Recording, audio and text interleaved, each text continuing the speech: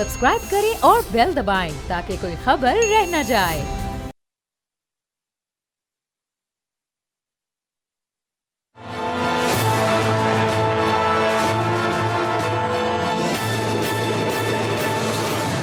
अस्सलाम वालेकुम, मैं हूं बाब जहांगीर। आप देख रहे हैं प्रोग्राम तज्जिया। मुल्क की मईशत में बेहतरी के आसार सामने आने लगे हैं। वफाकी हुकूमत और अस्करी क़यादत की कोशिशों से पाकिस्तान की मईशत वापस तरक्की की राह पर गामजन हो गई है। काफ़ी अरसे से ये बयानिया बनाया जा रहा था कि पाकिस्तान के डिफ़ॉल्ट होने का खतरा है, मईशत तबाह हो गई है, पाकिस्तान दुनिया भर में आइसोलेट हो गया है, दोस्त ममालिक भी अब मदद को तैयार नहीं है, ख़जाना खाली है। वो तमाम बातें और बयानिए अब दम तोड़ने लगे हैं। गुज़िश्ता चंद दिनों के दौरान माशी मैदान से कुछ ऐसी खबरें सामने आई हैं जिनसे अब ये वाज़ेह नज़र आने लगा है कि आने वाला वक्त पाकिस्तान की तरक्की और खुशहाली का है।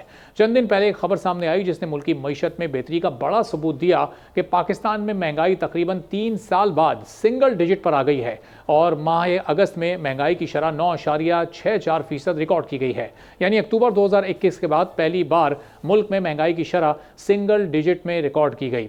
स्टेट बैंक ने नई मॉनेटरी पॉलिसी का ऐलान किया, बुनियादी शरह सूद में कमी की 17.5%। अब ये नई शरह मुकर्रर हो गई है, यानी इसमें 2% की कमी आई है और ये कमी महंगाई में तेज़ी से कमी लाने में भी मुआविन साबित होगी।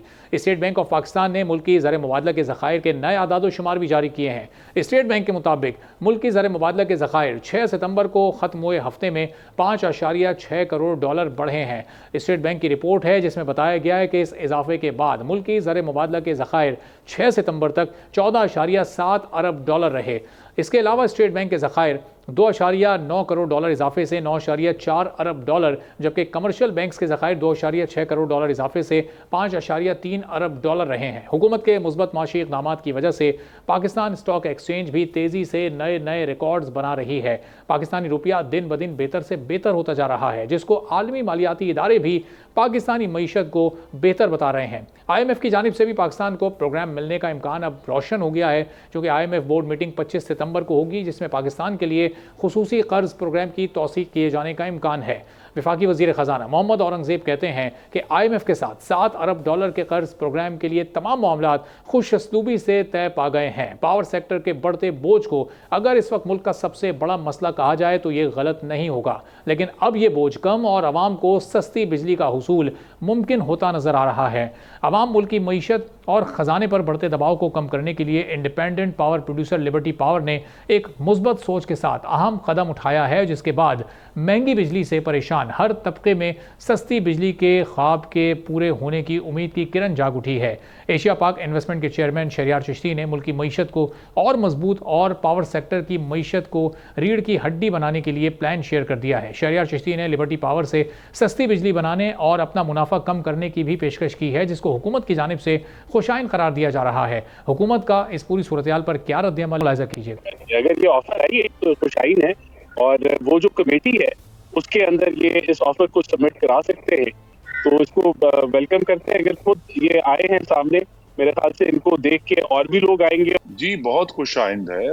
ये एक आगाज जरूर है। इसमें जो ज्यादा अहम तो यही है कि एक तो डॉलर से जो डी पैक करना है उस सारे मुआहदे को, अगर उसकी कोई मिसाल बनती है तो फिर यही ऑफर जो है वो बाकी सब IPPs को की जा सकती है। डॉलर से डी पैक करना, और अगर वो रेट ऑफ रिटर्न में कुछ कमी पर राजी हैं तो ये बहुत अहसन इकदाम है और इसको हमें तवक्को तो यही है कि हुकूमत इसको फौरी तौर पर इस पर कैपिटलाइज करके तो बाकी सबको भी यही ऑफर जो है वो रिपीट कर दी जाए। लिबर्टी पावर के साथ एक बेहतर तरीके से मिसाल बनती है तो फिर हुकूमत का जो आने वाला काम है उसमें बहुत आसानी हो जाएगी। एशिया पाक इन्वेस्टमेंट के चेयरमैन शहरियार चिश्ती ने प्रेस कॉन्फ्रेंस में बताया कि बिजली की कीमतों में कमी करके आवाम को फौरी रिलीफ देने के लिए सबको कोशिश करना होगी। हुकूमत के साथ एग्रीमेंट पर रिव्यू के लिए तैयार हैं। शहरियार चिश्ती ने हुकूमत को मकामी गैस की मदद से सस्ती बिजली का नुस्खा भी बता दिया है।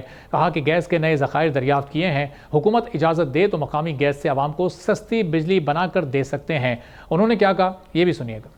गैस रिजर्व्स ऐसे हैं जो हमें ये कहा गया था कि पाकिस्तान में गैस नहीं है और डिप्लीट हो रही है। That's not true.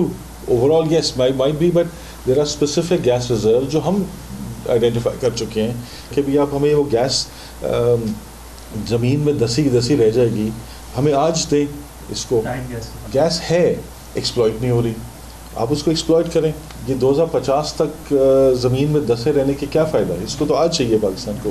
So first is fuel को अटैक करें, सेकंड इज़ आप टैक्सेस को करें। 700 अरब रुपए टैक्स गवर्नमेंट चार्ज करती है इलेक्ट्रिसिटी सेक्टर पे, उसको मोमेंटरली रिलीफ दें, किसी और चीज़ पे टैक्स डाल दें। इस पूरी सूरत हाल पर बात करने के लिए इस वक्त हमारे साथ मौजूद हैं मोहम्मद ज़ुबैर साहब। हमारे मुल्क के सीनियर सियासतदान हैं, इकॉनमी के उमूर पर भी बड़ी माहिराना राय देते हैं, बड़ी ज़बरदस्त ग्रिप है इनकी इकॉनमी के मामलात पर भी। ज़ुबैर साहब बहुत शुक्रिया सर, प्रोग्राम के लिए आपने वक्त निकाला। इस वक्त पाकिस्तान का जो ज़ाहिर सबसे बड़ा मसला महंगी बिजली, IPPs को जो पेमेंट्स हो रही हैं उनके साथ जो एग्रीमेंट्स हुए हैं, ऐसे में लिबर्टी पावर सामने आया, एशिया पाक के चेयरमैन शहरियार साहब सामने आए, उन्होंने ऑफर किया हुकूमत को कि हम अपने मुनाफे में कमी को भी तैयार हैं, हम डॉलर से रुपए में भी कन्वर्ट होने को तैयार हैं। तो अब इस ऑफर को हुकूमत भी इस वक्त बड़े पुरजोर अंदाज में, बड़े भरपूर अंदाज में वेलकम कर रही है। आपको लगता है कि एक नया ट्रेंड है, आगे दीगर IPPs को भी अब इस बारे में गौर करना पड़ेगा? जी देखें, आपने सही कहा कि पाकिस्तान में अगर मीशत के हवाले से जो सबसे बड़ा चैलेंज है वो बिजली के जो नर्ख हैं वो इतने ज़्यादा बढ़ चुके हैं कि किसी के लिए भी बर्दाश्त करना पॉसिबल नहीं है। सिर्फ मतवस्त तबके की बात नहीं कर रहा, गरीब लोगों की बात नहीं कर रहा, इवन इंडस्ट्रीज जो हैं वो बंद हो रही हैं इस वजह से कि बिजली के नर्ख इतने महंगे हैं कि वो उसकी जो भी उनकी पैदावार होती है उसमें जो बिजली की कॉस्ट होती है उसको फिर वो मार्केट नहीं कर सकते, और ख़ासतौर पर एक्सपोर्ट इंडस्ट्रीज जो हैं। तो और उसमें जो एक बहुत से एलिमेंट्स हैं कि बिजली इतनी महंगी क्यों है, उसमें से एक IPPs है, क्योंकि लोग समझते हैं कि IPPs का प्रॉब्लम हो जाए तो बिजली के निर्ख धड़ाम से नीचे गिर देंगे। ऐसा नहीं है, इनएफिशिएंसीज भी हैं, लाइन लॉसेस भी हैं, डिस्ट्रीब्यूशन कंपनीज की बोर्ड्स बहुत ही नाकारा किस्म के हैं, इंफ्रास्ट्रक्चर खराब है, तो बहुत सी चीजें हैं जो कंट्रीब्यूट कर रही हैं। फिर रुपए की कदर में जो कमी आई थी पिछले 2 साल में, उसकी वजह से भी जो कॉस्ट थी वो बढ़ती चली गई। तो ऐसी सूरत हाल में बड़ा प्रेशर आया अवाम की तरफ से, इंडस्ट्री की तरफ से। कुछ लोगों ने तो इसको बिल्कुल जिहाद की तरह लिया कि जी IPPs कम से कम जो कंट्रोल कर सकते हैं, और पाकिस्तानी कौम के सामने रखा कि जी हमारे मुआहदे हैं क्या, कितने मुश्किल मुआहदे हमने IPP से किए हुए, जिसमें चाहे आप बिजली लें या ना लें आपको फिर भी पेमेंट करनी पड़ेगी, चाहे उसमें कैपेसिटी है प्रोड्यूस करने की बिजली या नहीं है फिर भी आपको करनी पड़ेगी। तो वो तमाम जो मुआहदे थे और फिर डॉलर बेस्ड थे, जैसे आपने कहा कि जी वो उससे कोई फर्क नहीं पड़ता कि जी अगर रुपए की कदर में कमी हो रही है, क्योंकि उनको तो डॉलर के हिसाब से पेमेंट मिलनी होती है जो हमने मुआहदे किए हुए, और वो अनसस्टेनेबल हो गया है। तो ऐसे में अब इनका आना और ऑफर करना ये तो बहुत खुशाइन बात है, बिकॉज लीगली तो आप कुछ नहीं कर सकते।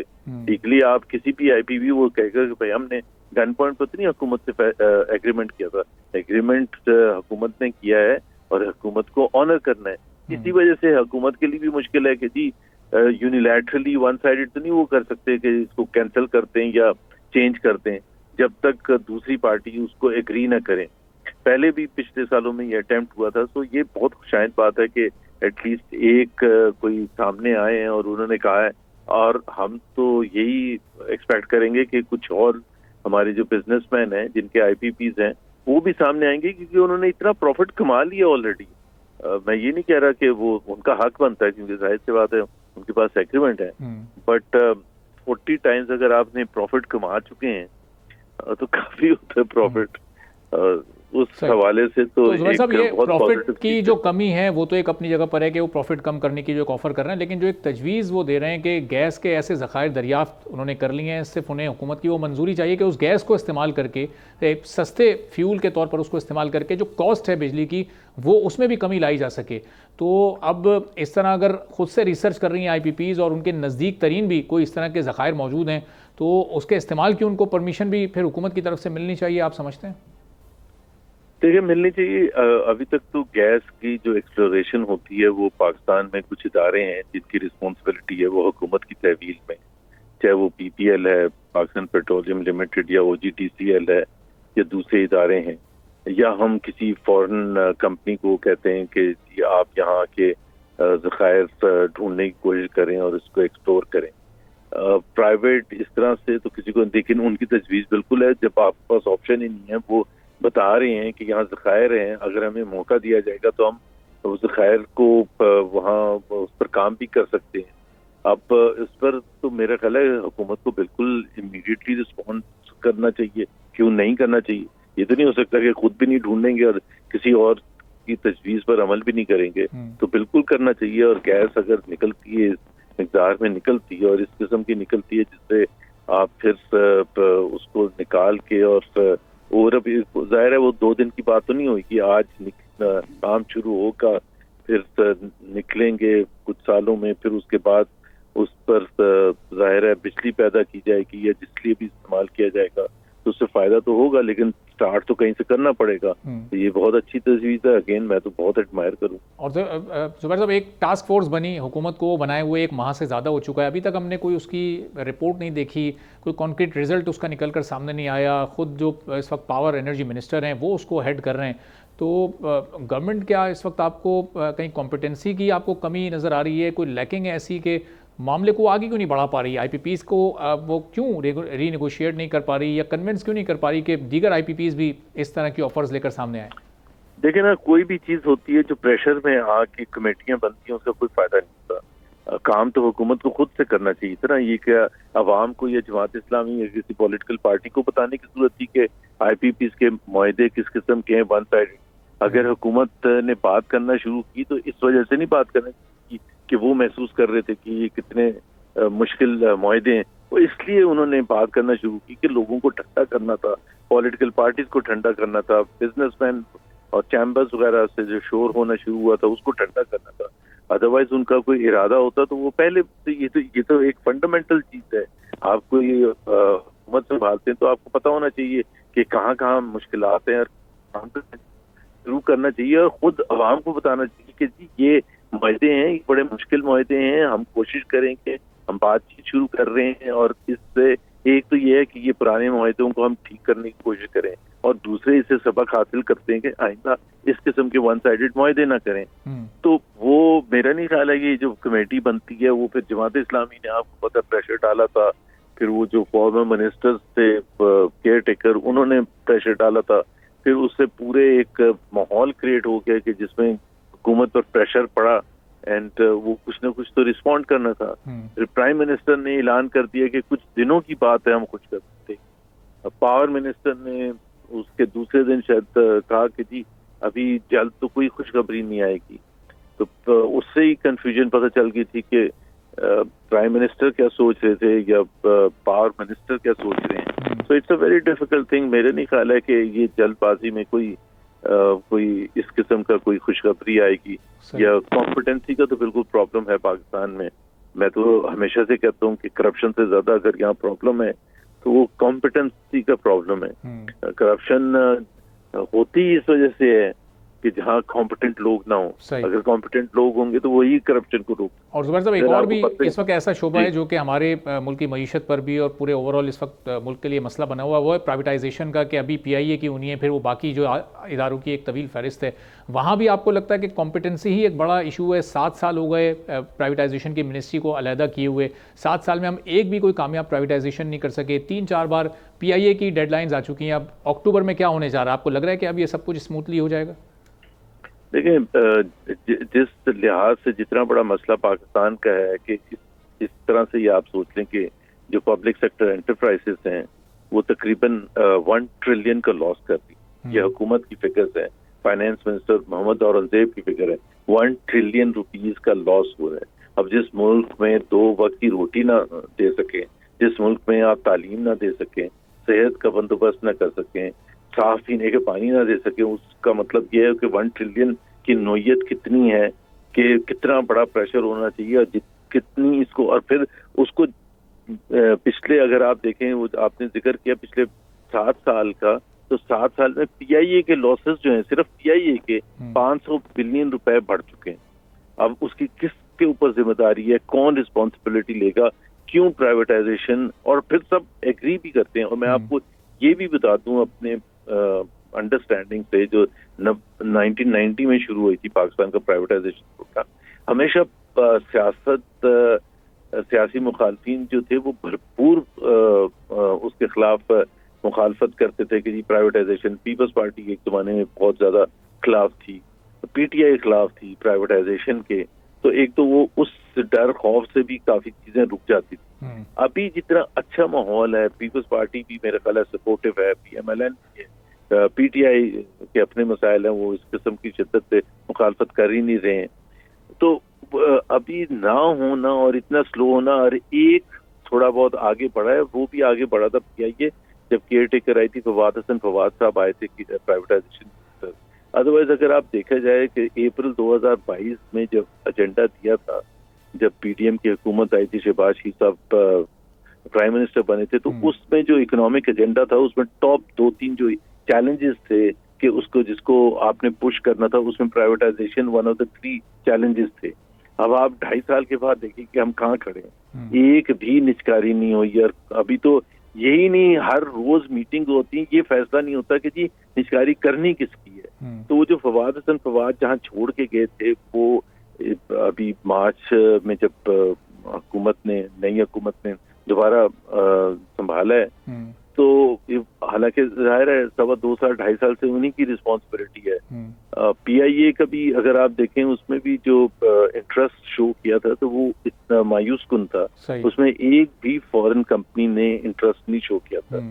विच मीन्स के जी जैसे 2016 में जब हम प्राइवेटाइजेशन में मिनिस्टर था, तो उस वक्त की हुकूमत ने रोक दी थी प्राइवेटाइजेशन। पीआईए भी जिसमें लास्ट स्टेज पर था, और फेस्को था, और पाकिस्तान स्टील था, और बाकी तकरीबन 40 इदारे थे, लेकिन हुकूमत ने उस वक्त फैसला किया कि जी हम निजकारी को आगे नहीं लेके जाएंगे। तो वो अगर उस वक्त हो जाती तो आप खुद सोचें कि कितना पाकिस्तान को फायदा होता है। थोड़ा सा जुबैर साहब यहाँ रुकिएगा, एक छोटा सा ब्रेक लेते हैं, ब्रेक के बाद वापस आएंगे। मोहम्मद जुबैर साहब हमारे साथ मौजूद हैं, गुफ्तगू को यहीं से आगे बढ़ाएंगे।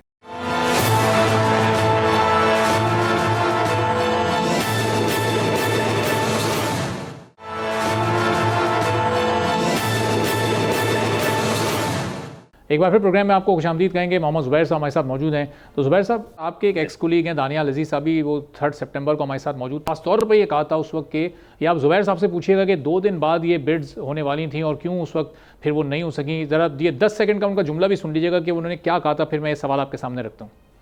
जब ये डार साहब फाइनेंस मिनिस्टर थे और जुबैर साहब प्राइवेटाइजेशन मिनिस्टर थे, अगर पीआईए की और डिस्कोस की उस वक्त प्राइवेटाइजेशन हो जाती तो इसकी बहुत खातरखा कीमत मिलनी थी। तो इसको क्यों डिले किया गया, ये तो जवाब इनसे मीडिया को लेना चाहिए, आपको लेना चाहिए कि उस वक्त जब जुबैर साहब ने 2 दिन के बाद जाके बिड्स खोलनी थी इस्लामाबाद में, और ये चीजें आगे चलनी शुरू हो जाना था प्राइवेटाइजेशन प्रोसेस, इसको क्यों रोका गया, किस वजह से रोका गया? तो जुबैर साहब, ये दानियाल साहब कह रहे हैं कि ज़ाहिर उस वक्त अगर प्राइवेटाइजेशन होती तो खातिर ख्वाह कीमत भी मिलती, वो कीमत का एक अलग लॉस है, फिर इस दौरान जो खसारा अरबों रुपए का हो गया वो अपनी जगह पर मौजूद है। तो ये 2 दिन बाद जब बिड्स होनी थी तो फिर वो क्या कोई प्रेशर था, स्ट्रेटजी चेंज हो गई थी? ये it's a matter of record, और मैं हमेशा कहता हूँ, मैं चैलेंज करता हूँ, ये सारे जो फैक्ट्स हैं ये प्राइवेटाइजेशन मिनिस्ट्री में इस वक्त मौजूद भी हैं। सरीना होटल में बुकिंग हो चुकी थी, मीडिया को इन्फॉर्म कर दिया गया था। बिड्स का मतलब ये होता है कि आपके पास लिफाफे आ चुके हैं। ये 2-2.5 साल के एफर्ट के बाद प्रोफेशनल, बहुत ही ज्यादा चैलेंजिंग होता है, प्रोफेशनल एफर्ट के बाद ये वक्त आता है जब आप जाके उस स्टेज पर आते हैं कि जब आपके पास बिड्स आ जाए। और बड़े अच्छे जो थे वो ऑप्शंस थे हमारे पास, बड़े अच्छे बिजनेसमैन पाकिस्तान और पाकिस्तान से बाहर की कंपनी थी। 2 दिन के बाद सरीना होटल में जो बिड्स ओपन होनी थी, और हम समझते थे कि अक्टूबर 2015 की बात है कि पीआईए, फेस्को और पाकिस्तान स्टील तीनों का फैसला जो था ये सबसे आगे थे। जाहिर है फेस्को जो था पहला डिस्ट्रीब्यूशन कंपनी वो होती है, पीछे फिर उसके बाद लाहौर डिस्ट्रीब्यूशन कंपनी, फिर इस्लामाबाद, वो सबका जो प्रोफेशनल वर्क था 2-2.5 साल का वो सबका कंप्लीट हो चुका था। तो हमने कहा था ये 3 हम निकालेंगे बड़े, जिसको आप एलिफेंट कह सकते हैं, तो बाकी तो सब आसान हो जाएगा।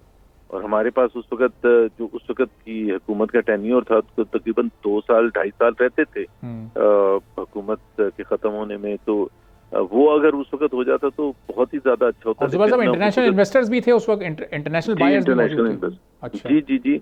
पाकिस्तान स्टील के हवाले से हम उसी वक्त रोड शो करके आए थे। फाइनल स्टेज होता है मार्केटिंग करके, चाइना से चाइनीज कंपनीज थी, ईरानियन कंपनीज थी, दे वर इंटरेस्टेड, और पाकिस्तानी भी थी। तो वो उसकी थी ग्लोबल ट्रांजैक्शन, पीआईए भी ग्लोबल ट्रांजैक्शन इस वजह से कि उसमें आपको फिर ये होता है ना कि जितना आपका बड़ा वो होगा पोटेंशियल बायर्स का, उतनी अच्छी बिड्स आएंगी। तो जब आप बाहर की कंपनीज या बाहर की टॉप एयरलाइंस इंटरेस्टेड होंगी तो फिर आपके पास ये चांस होगा कि आपको प्राइस भी अच्छी मिलेगी। तो वो तो लिफाफे ही नहीं खुले। अच्छा, तो ज़ोहैर साहब क्यों वही तो रीज़न आपसे जानना है, क्योंकि आप तो उस वक्त हेड कर रहे थे ना इस पूरी सिचुएशन को, आपसे ऊपर प्राइम मिनिस्टर थे, क्या प्राइम मिनिस्टर ने आपको रोका? अगर रोका तो उसके पीछे क्या वजूहात थी? नहीं, उस वक्त फाइनेंस मिनिस्टर डार साहब थे, वो चेयरमैन थे काबीना की जो कमेटी होती है निष्कारी की, कैबिनेट कमेटी ऑन प्राइवेटाइजेशन।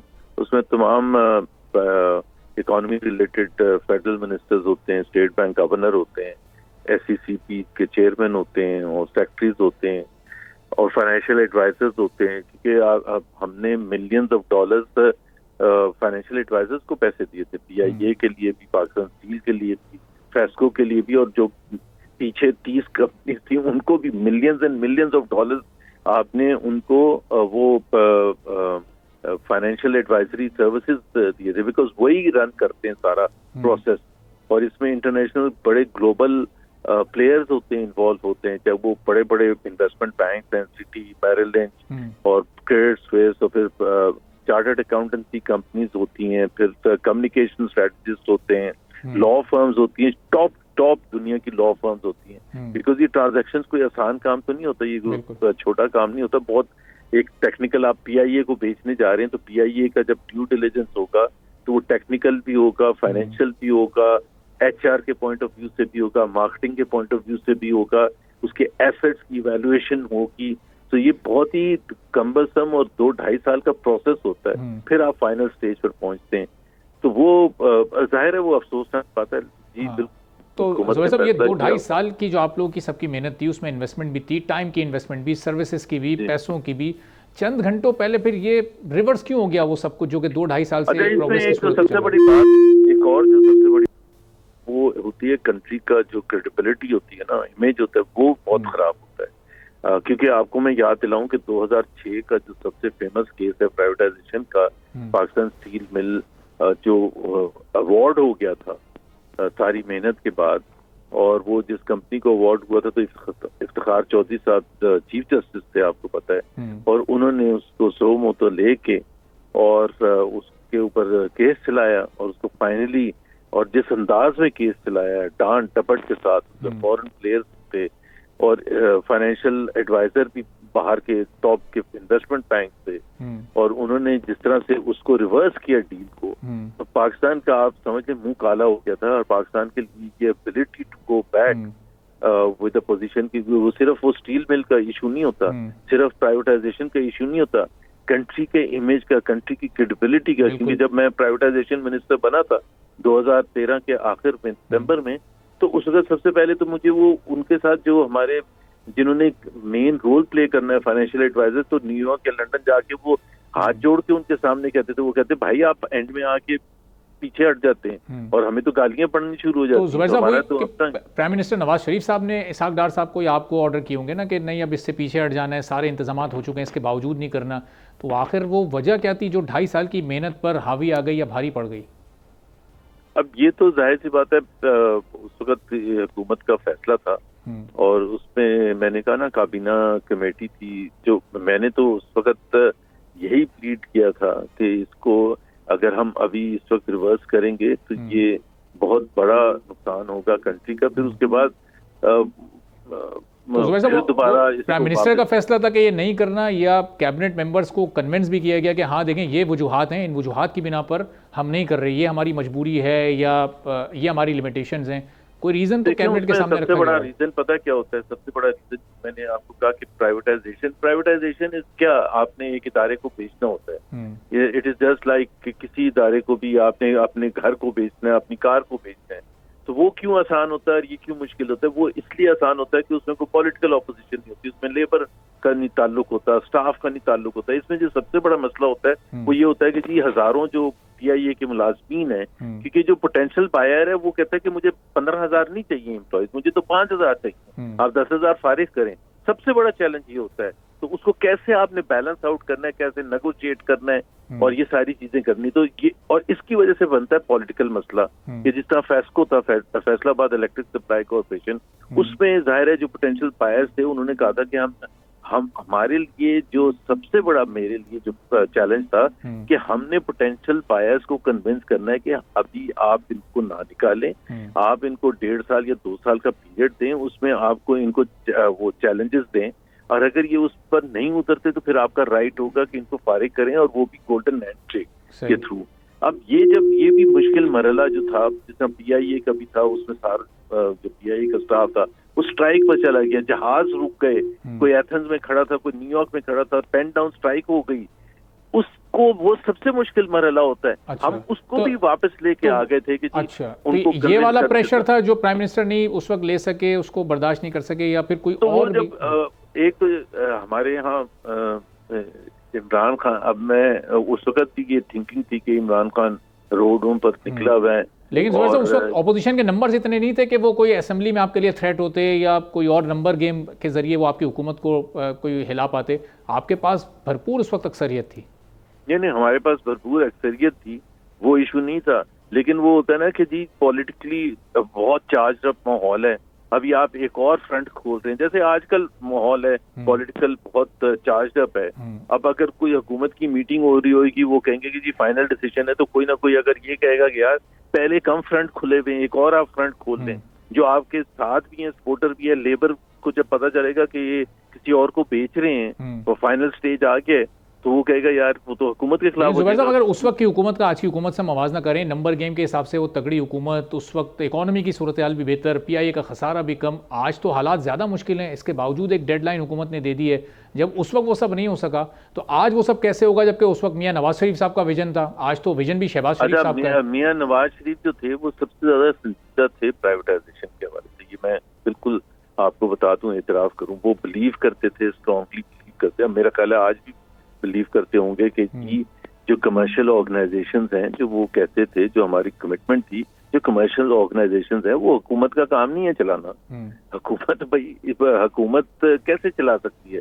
उसका सेक्रेटरी जो होता है, ब्यूरोक्रेट होता है, उसको मिनिस्टर इंचार्ज होता है, उसका कोई पॉलिटिकल कोई बिजनेस बैकग्राउंड नहीं होता, वो कैसे बैठ के चला सकते हैं कमर्शियल इदारों को? तो जुबैर साहब, उस वक्त कौन सिंसियर नहीं था उस प्राइवेटाइजेशन को करने में, जो कि मियाँ साहब की मर्जी और सिंसियरिटी पर भी हावी आ गया?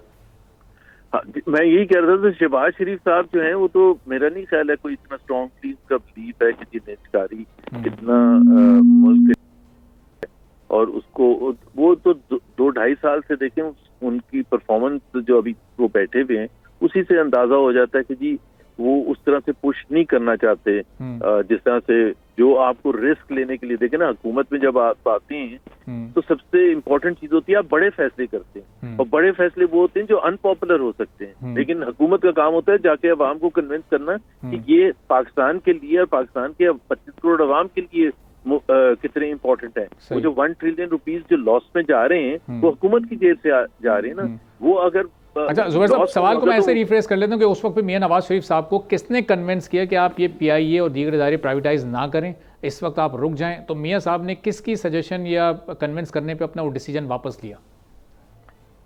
ये तो जाहिर सी बात है, सबसे ज्यादा क्लोज तो उनसे इसाक डार साहब ही थे, और जो इसाक डार साहब जो थे वो काबीना कमेटी के चेयरमैन भी थे, और उन्हीं का सबसे ज्यादा असर था।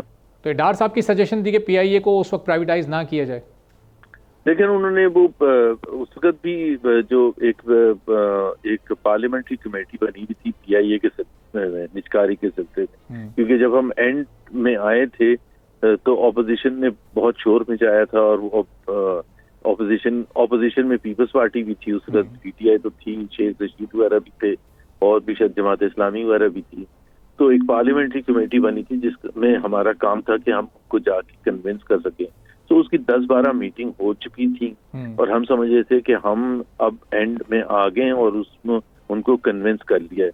फिर जब फाइनल मीटिंग थी तो उसमें जो उस वक्त की ऑपोजिशन थी, उन्होंने कहा कि जी हम सपोर्ट नहीं करेंगे, और डार साहब ने जैसे ही उन्होंने कहा था, डार साहब ने कहा कि ठीक है नहीं करते। अच्छा। तो मैं तो बिल्कुल सख्ते में आ गया था कि जी हाँ। और उस वक्त ये डार साहब के इनकार से फिर ओवरऑल कितना नुकसान हुआ होगा, जो 2-2.5 साल की आप लोगों की जो मेहनत थी, जो इन्वेस्टमेंट थी, जो फाइनेंशियल एडवाइजर्स को आपने पैसे दिए? दो नुकसान होते हैं ना। एक तो फाइनेंशियल लॉस होता है कि आपने जो जब पाकिस्तान के फाइनेंशियल एडवाइजर्स नहीं थे, इंटरनेशनल बाहर के थे, तो डॉलर्स में पेमेंट्स की गई होंगी उनको भी, करोड़ों डॉलर्स में। बिल्कुल डॉलर्स में, मिलियंस ऑफ डॉलर्स पेमेंट। क्योंकि वो भाई अगर आप फाइनल स्टेज पर आके नहीं, वो तो आपको एक स्टेजेस में करते रहते हैं आप। और लेकिन अगर आप खुद फैसला करें कि आपने नहीं आगे जाना, तो फाइनेंशियल एडवाइजर को तो आपको पूरे पैसे देने होते हैं ना। बिल्कुल। वो तो कहते हैं भाई आप अपनी मर्जी से रुक गए हैं, मैंने तो नहीं आपको कहा था, मैं तो आपको करके पूरा कंप्लीट करके छोड़ता। अगर मैं ना कर सकता तो वो और बात होती, आप मेरे पिछले भी काट लेते। और तकरीबन 35 कंपनीज थी, 35 कंपनीज। अब आप अंदाजा लगा लें। अभी तो सिर्फ 6 हैं, आप देखें अभी तो सिर्फ 6 और वो भी लोकल हैं। अच्छा, वो नहीं, 35 कंपनीज, मतलब जिस तरह 9 डिस्ट्रीब्यूशन कंपनी थी, PIA, steel mill, house building corporation, वो उन सब का प्रोसेस चल रहा था। क्योंकि वो तो एक दिन तो नहीं सारे बेच सकते थे ना, आप मार्केट में लेके जाते हैं। पहले वो 3 आ गए थे, हमारा प्लान ये था कि जी इन 3 को हम आगे लेके आएंगे। आपको पता है सबसे ज्यादा लोगों का भी, आम पाकिस्तानी का भी, जब आप बात करते हैं बड़े हाथी, तो PIA स्टील मिल। तो हमने कहा PIA स्टील में सिंबॉलिक भी होगा, बड़े भी हैं, मुश्किल भी है, वो निकल जाएंगे तो फिर उसके बाद, और फेस्को निकल जाएगा तो उसके बाद फिर आसान हो जाएगा। बाकी सबकी तो ड्यू डिलिजेंस और जो फाइनेंशियल एडवाइजर्स थे वो काम कर रहे थे। प्राइवेटाइजेशन कमीशन में जो जितने भी लोग थे वो सब काम कर रहे थे। तो वो एक एस्पेक्ट था जो कि बड़ा इंपॉर्टेंट मेरे अपने हिसाब से। तो जुबैर साहब, वो तो चूंकि सब आपने बड़ा करीब से एक्सपीरियंस किया, सब कुछ आपके सामने हो रहा था, तो अब अगर ये अक्टूबर के पहले वीक में चंद घंटों पहले एक बार फिर सब कुछ रिवर्स हो जाता है, तो उस पर तो आपको कोई हैरत नहीं होगी, चूंकि वहां तो मामला बहुत आगे निकल चुके थे।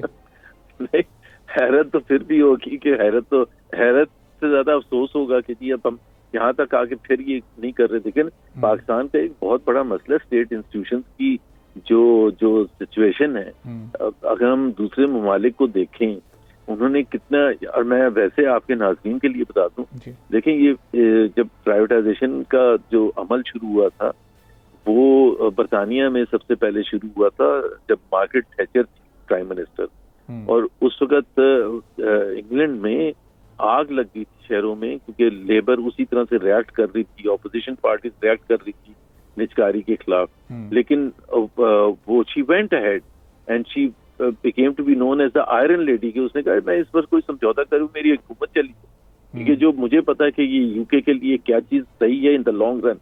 और आज चाहे वो she was from conservative party, आज लेबर पार्टी का कोई भी हुक्मरान है वो भी उनकी तारीफ करता है कि अगर वो ना किया होता तो यूके की इकोनॉमी आगे बढ़ ही नहीं सकती। सही। और जो आज, लेकिन जुबैर साहब सिचुएशन तो अभी भी यही है कि जो 6 बायर्स हैं इस वक्त, तमाम के तमाम लोकल बायर्स हैं, वो ये कह रहे हैं कि 7,000 से ज़ायद जो मुलाजमीन हैं, हम तो सिर्फ वो लोग रखेंगे जो हमारे काम के होंगे, नए सिरे से अपॉइंटमेंट लेटर्स दिए जाएंगे। तो ये तो एक बार फिर प्रेशर आएगा गवर्नमेंट पर, फिर एहतजाज होंगे।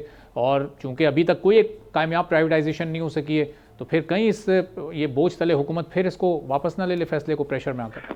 देखिए ना, ऑलरेडी बहुत डिले हो गया, कब होना था और कहाँ तक फंस चुके हैं। ये बात बिल्कुल मैंने आपको कहा था कि सबसे बड़ा, देखिए ना, एक तो होता है प्राइस क्या मिलेगी आपको, बायर कौन होगा, बायर की कैपेसिटी क्या है, वो किस किस्म का है, रेपुटेशन क्या है, कम्पीट कर सकेगा मार्केट पे। और बायर कौन होगा, इसकी शफाफियत का क्या क्राइटेरिया होता है? 2 एयरलाइंस भी इस वक्त कंटेंडर्स हैं, एक बड़ा, बाकी 2-3 बड़े ग्रुप्स भी हैं। अब शायद खाकान साहब की जो एयरलाइन है वो भी इसमें मौजूद है। अब ज़ाहिर है वो हुकूमत का हिस्सा नहीं है, लेकिन अगर अभी वो मुस्लिम लीग नून का हिस्सा होते तो क्या ये इस तरह का फेवर उनको मिल सकता था कि चलें जी अपने ही बंदे को दे दी? नहीं, वो देखें उसमें जो प्राइवेटाइजेशन का जो प्रोसेस है ना, वो जब मैं था प्राइवेटाइजेशन मिनिस्टर, हमने बनाया था वो बहुत शफाफियत। उसमें देखें एक पहले बोर्ड होता है प्राइवेटाइजेशन कमीशन का, जिसमें 95% लोग प्राइवेट सेक्टर से होते हैं, CEOs वगैरह, बिजनेसमैन। फिर उसके बाद कैबिनेट कमेटी ऑन प्राइवेटाइजेशन है, वो बहुत बड़ी और स्ट्रांग होती है। फिर फाइनेंशियल एडवाइजर्स होते हैं, फिर इसके साथ IMF, world bank, Asian development bank के प्रोफेशनल्स काम कर रहे होते हैं। मतलब कोई फैसला ये इसको दे दो, ये इसको दे दो। तो जुबैर साहब, वो इतनी ज्यादा शफाफियत आपने उसमें डाल दी कि वो फिर ज़ाहिर वो हजम नहीं हुई ना। पाकिस्तान का कल्चर नहीं है कि कोई चीज़ इतने शफाफ तरीके से हो सके, तो शायद इसीलिए कोई प्राइवेटाइजेशन हो ही नहीं सकी अभी तक। नहीं, अब वो देखे ना, अब मसला ये है कि आप शफाफियत तो आपको किसी चीज पे भी डालनी पड़ती है ना। बात ये है कि कंफ्लिक्ट ऑफ इंटरेस्ट नहीं होना चाहिए। 3 चीजें अहम तरीन होती हैं किसी चीज के लिए भी। एक तो आपका चेक एंड बैलेंसेस होने चाहिए, दूसरी चीज है कंट्रोल होना चाहिए, कंट्रोल मैकेनिज्म होना चाहिए, और तीसरी चीज ये होती है कि डिसीजन मेकिंग ब्रॉड बेस्ड, यानी कि एक किसी के हाथ नहीं होनी चाहिए।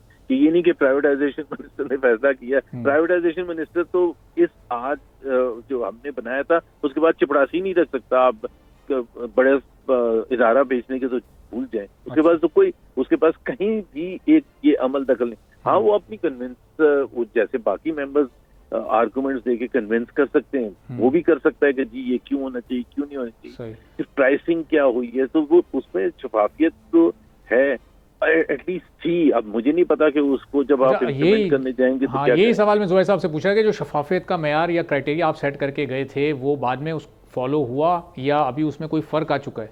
उसके बाद कुछ हुआ ही नहीं, तो मैं क्या कह सकता हूँ। उसके बाद तो पूरा ही अमल रुक गया ना।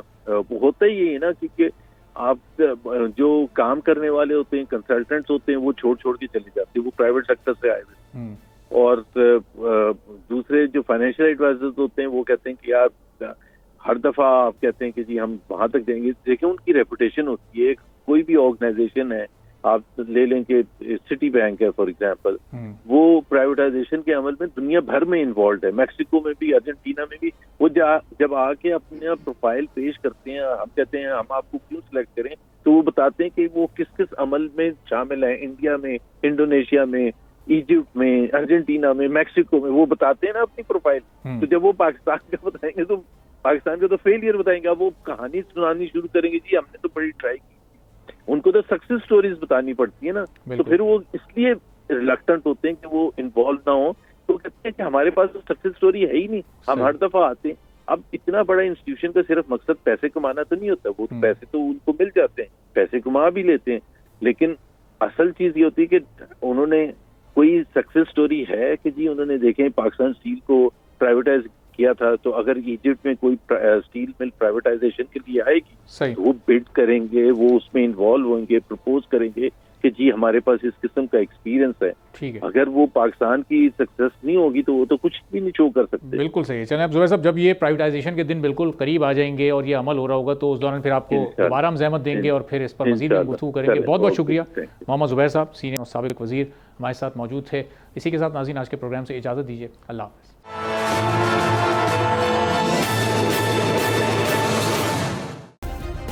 सब्सक्राइब करें और बेल दबाएं ताकि कोई खबर रह न जाए।